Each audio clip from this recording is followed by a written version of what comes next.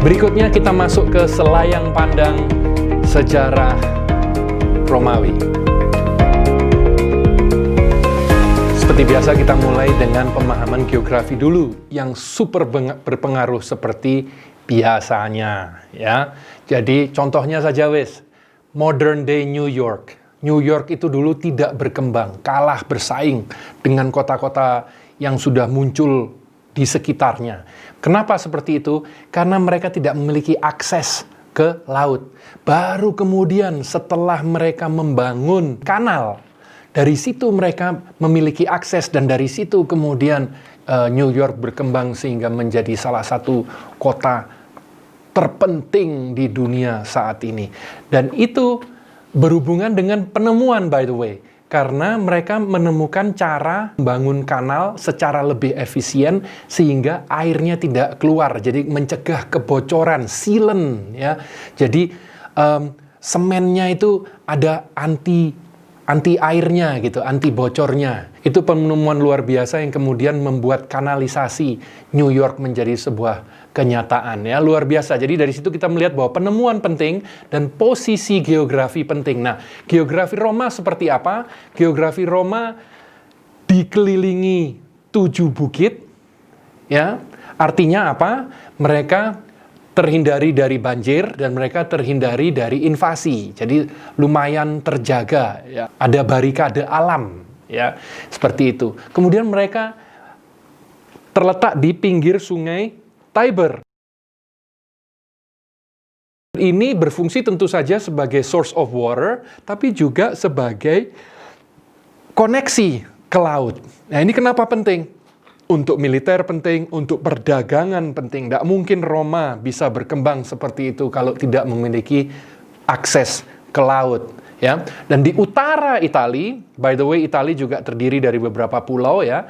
Tapi di utara Italia ada Alps, ada pegunungan Alps yang juga membuat mereka menjadi seperti sebuah subkontinen ya. Jadi mereka terpisah dari Eropa. Kota Roma sendiri dimulai seperti biasa dengan desa kecil, desanya nelayan.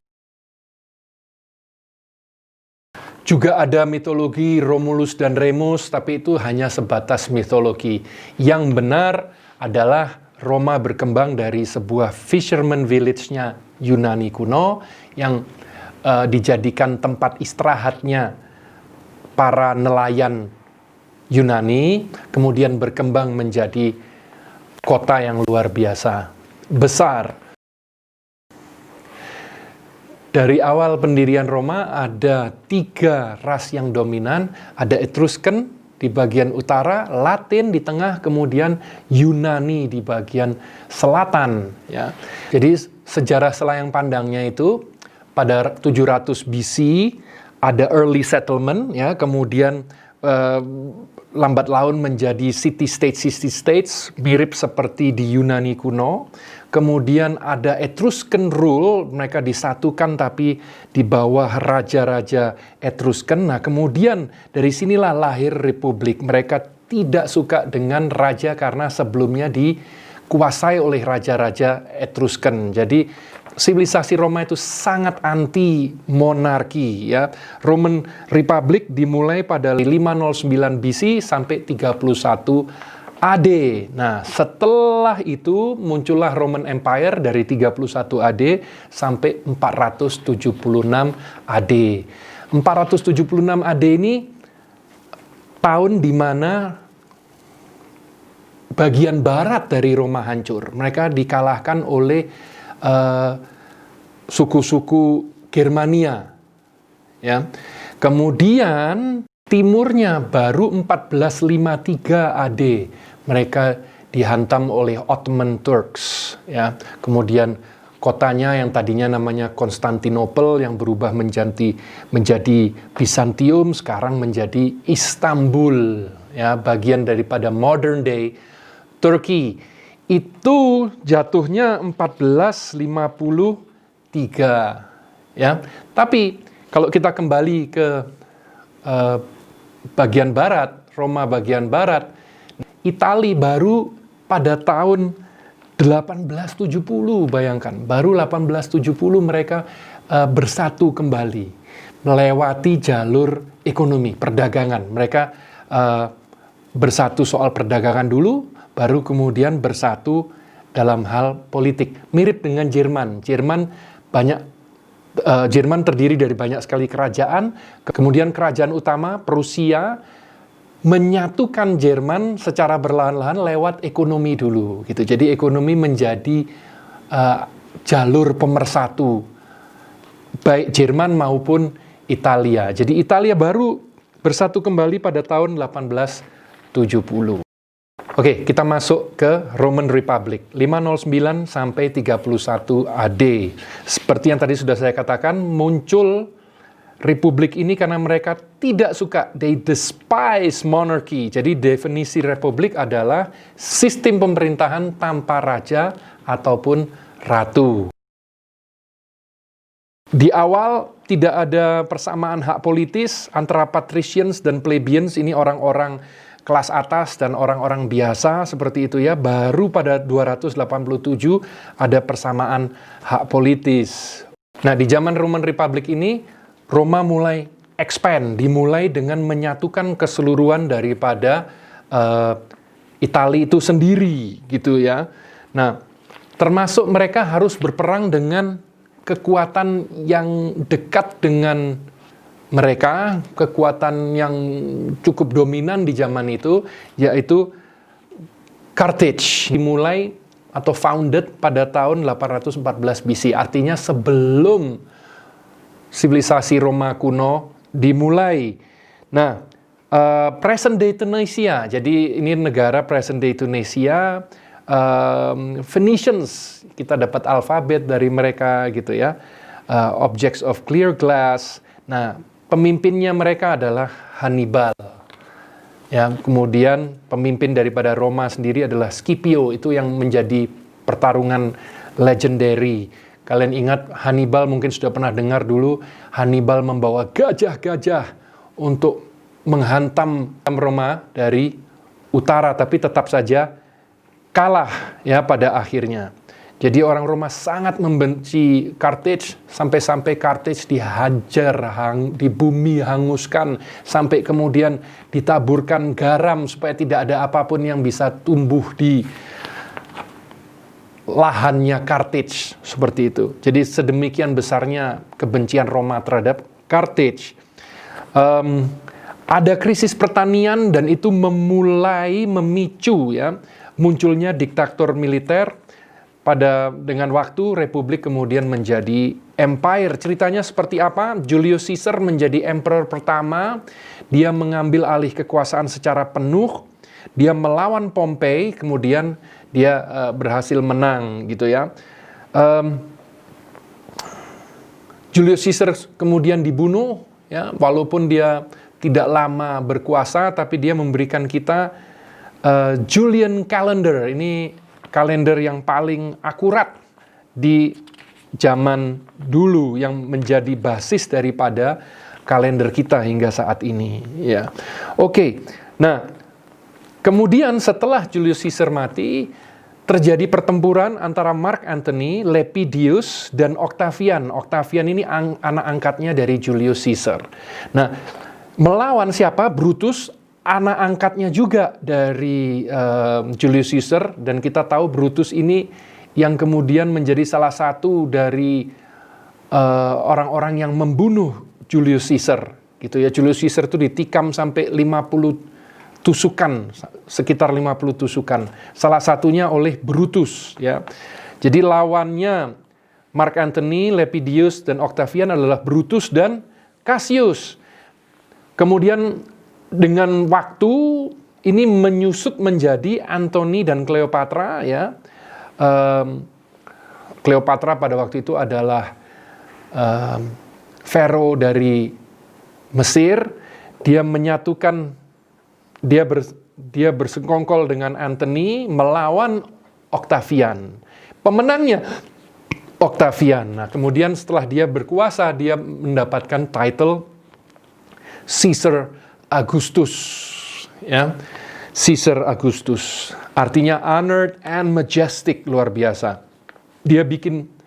Dia sangat pinter, bikin senang senator dan orang-orang semua bagian daripada masyarakat gitu ya. Jadi dia sangat lihai berpolitik. Nah, disinilah dimulainya Roman Empire gitu ya. Di awal masa Roman Empire, 31 BC sampai 476, semuanya masih oke. Karena terjadi Roman Peace, 200 tahun perdamaian. Ada era of good emperors. Tapi kemudian lambat laun muncullah emperor-emperor yang semakin buruk. Semakin hari semakin buruk. Jadi, seperti kita pelajari sivilisasi apapun, kalau memiliki pemimpin yang tidak baik, tinggal tunggu waktu akan hancur. Ya, itu yang kita pelajari di China yang disebut dengan dynastic cycle. Yang artinya kalau dengan waktu ada pemerintahan yang buruk, pasti akan muncul pemerintahan yang baru lewat revolusi. Ya, oke. Di zaman Roman Peace ini luar biasa, ada order, ada prosperity, ya, perdagangan meningkat tajam, banyak kota baru bermunculan, Roman roads dibangun luar biasa ya, ada unity, sekitar 50 juta manusia disatukan oleh Latin, sistem pengukuran yang sama, hukum yang sama, luar biasa. Nah, beberapa Caesar yang terkenal di zaman Roman Empire, Claudius. He took over Britain. Nero menyalahkan orang Kristen saat kebakaran hebat di Roma tahun 64 AD. Diocletian 285 AD. Dialah yang memecah Roma menjadi dua. Jadi ada Roma Barat, Roma Timur. Roma Timur kemudian dikenal dengan Bizantium. Padahal zaman itu ya terkenalnya cuman sebagai Roma Timur. Karena memang betul-betul bagian daripada Roma. Roma tetap satu tapi di bawah dua pemerintahan seperti itu ya, ada dua bagian pemerintahan mungkin seperti itu ya. Jadi seperti katakanlah kalau di Karis ini ada direkturnya Pak Paul, kemudian katakanlah kepala sekolah SD Ibu Susan ya, kemudian di SMP Ibu Maria, jadi seperti itu. Ya, tapi tetap satu Karis ya. Byzantine Empire itu baru muncul kemudian hari nama itu muncul ya. Nah, kenapa Diocletian melakukan itu? Ya karena empire-nya sudah terlalu besar, sangat sulit, ada krisis di bidang pertanian dan sebagainya, sehingga mereka merasa oke, kalau kita belah menjadi dua akan lebih gampang di bidang administrasi dan penjagaan keamanan dan sebagainya ya. Tapi tidak berhasil karena Timur jauh lebih karena Timur jauh lebih kaya daripada Barat, dan Timur juga dari segi budaya lebih Yunani, Roma lebih Latin ya. Jadi hal-hal seperti itu yang kemudian membuat keduanya tidak lambat laun tidak bersatu ya. Akhirnya yang Barat hancur 476 AD, mereka hancur duluan, baru kemudian yang Timur hancur tahun 1453 ya. Oke, siapa lagi? Konstantin ini yang membuat kota Konstantinopel ya, di Turki itu yang sekarang menjadi Istanbul gitu ya. Saat dia menjadi Kristen, dia menghentikan penyiksaan terhadap orang Kristen. Jadi itu Konstantinopel. Itu adalah Konstantin. Berikutnya Theodosius. Theodosius ini menjadikan Kristen agama Roma pada 392 AD gitu ya.